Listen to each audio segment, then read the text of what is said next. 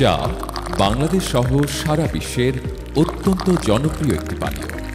আধুনিক বিশ্বের অধিকাংশ দেশে কর্মচঞ্চল মানুষের দিনের শুরুটা হয় এক কাপ চায়ের মন মাতানো সৌরভে।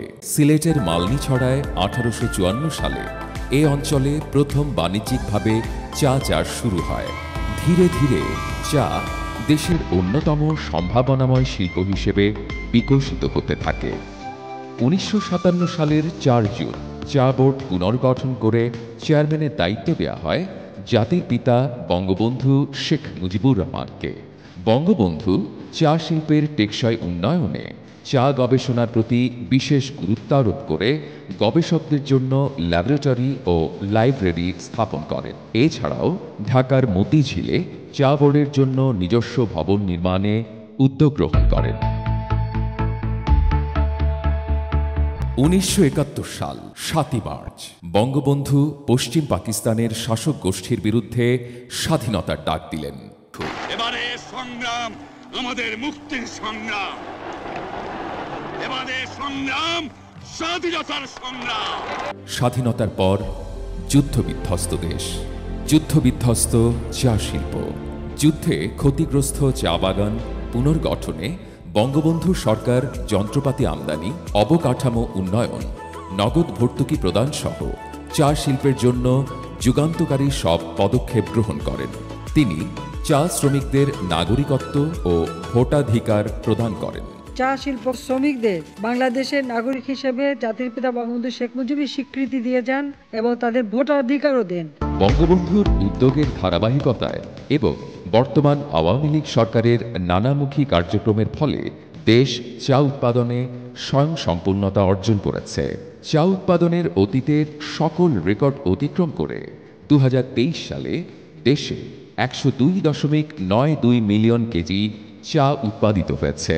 1996 সালে তৎকালীন ও বর্তমান মাননীয় প্রধানমন্ত্রী শেখ হাসিনা পঞ্চগড় সফরে এসে প্রথম সমতলে চা চাষের সম্ভাবনার কথা বলেন। আমি পঞ্চগড়ে গেলাম, সেখান থেকে বাংলা বাঁধ হয়ে একেবারে আমাদের বর্ডার পর্যন্ত আমি হেঁটে চলে গিয়েছিলাম দেখতে। আমি দেখলাম আমাদের এক পাশে ভারতের দিকে প্রচুর চায়ের বাগান, কিন্তু বাংলাদেশের এই দিকে কোনো চার বাগান নাই। পঞ্চগড়ের ডিসিকে আমি বললাম যে ওদের সঙ্গে কথা বলে একটা চারা নিয়ে এসে পরীক্ষা করে দেখেন যে আমাদের এই মাটিতে হয় কিনা।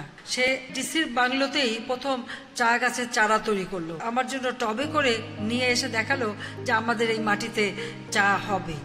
তারপরেই আমরা উদ্যোগ নিলাম। প্রধানমন্ত্রীর নির্দেশনার ধারাবাহিকতায় গত 2 দশকে উত্তরাঞ্চলের সমতল ভূমিতে চা চাষে বৈপ্লবিক উন্নয়ন ঘটেছে। চা এ অঞ্চলের দারিদ্র্য বিমোচন ও আর্থ সামাজিক উন্নয়নে গুরুত্বপূর্ণ অবদান রেখে চলেছে। উত্তরাঞ্চলে চা সম্প্রসারণের অপার সম্ভাবনাকে কাজে লাগাতে পঞ্চগড়ে সম্পূর্ণ অনলাইন ভিত্তিক দেশের 3য় চা নিলাম কেন্দ্র চালু করা হয়েছে। আওয়ামী লীগ সরকার চা শ্রমিকদের জীবনমান উন্নয়নে নানাবিধ কর্মসূচি বাস্তবায়ন করছে।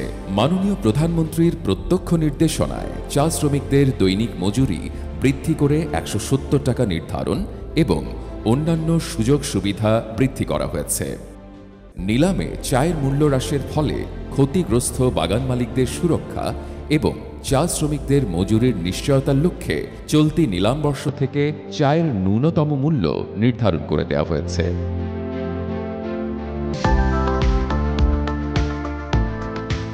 2041 সালের মধ্যে বাংলাদেশকে একটি উন্নত, অর্থনৈতিকভাবে সমৃদ্ধ ও স্মার্ট বাংলাদেশে রূপান্তরে কাজ করছে বর্তমান সরকার। চা রপ্তানি বৃদ্ধির মাধ্যমে দেশের অর্থনৈতিক এই অগ্রযাত্রায় চা শিল্পের সম্ভাবনাকেও কাজে লাগাতে হবে। চা রপ্তানি বৃদ্ধির লক্ষ্যে বিদেশে বাংলাদেশি চায়ের পরিচিতি বৃদ্ধিতে কার্যক্রম গ্রহণ করা হয়েছে। চা শিল্পের উন্নয়ন ও বঙ্গবন্ধুর স্বপ্ন বাস্তবায়নে তাঁরই সুযোগ্য কন্যা মাননীয় প্রধানমন্ত্রী শেখ হাসিনার সরকারের নির্দেশনায় সংশ্লিষ্ট সকলকে নিয়ে বাংলাদেশ চা বোর্ড নিরলসভাবে কাজ করে যাচ্ছে।